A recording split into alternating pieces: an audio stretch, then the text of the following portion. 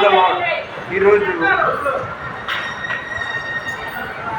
November 30వ తారీఖు ఆదివారం ఉదయం 10:30 విజయవాడ 1 టౌన్లోని సెయింట్ పీటర్స్ కేథడ్రల్లో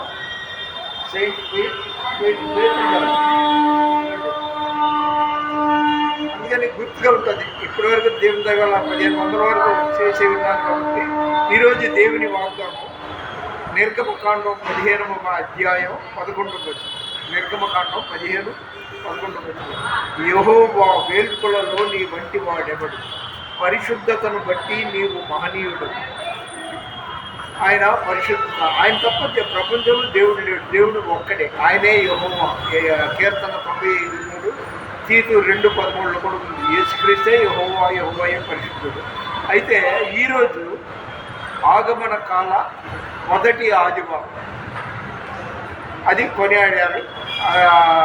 దీంట్లో నేను పాల్గొన్నాను, చాలా సంతోషంగా ఉంది. కానీ నాకు బాధ ఏంటంటే దేవుని సన్నిధికి సినిమా కంటే ముందే వెళ్ళిపోతారు, కానీ దేవుని సన్నిధికి వల్ల 8:30 అయిన వెళ్ళిగా ఫంక్షన్కి వెళ్ళినట్టు వచ్చారు జనాలు. అది చాలా ఈ వీడియో ద్వారా చూసిన వాళ్ళు టయానికి దేవుని సన్నిధికి వెళ్ళి మనం ఉండడం చాలా ఆశీర్వాదం.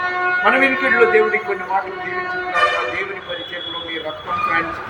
God bless you.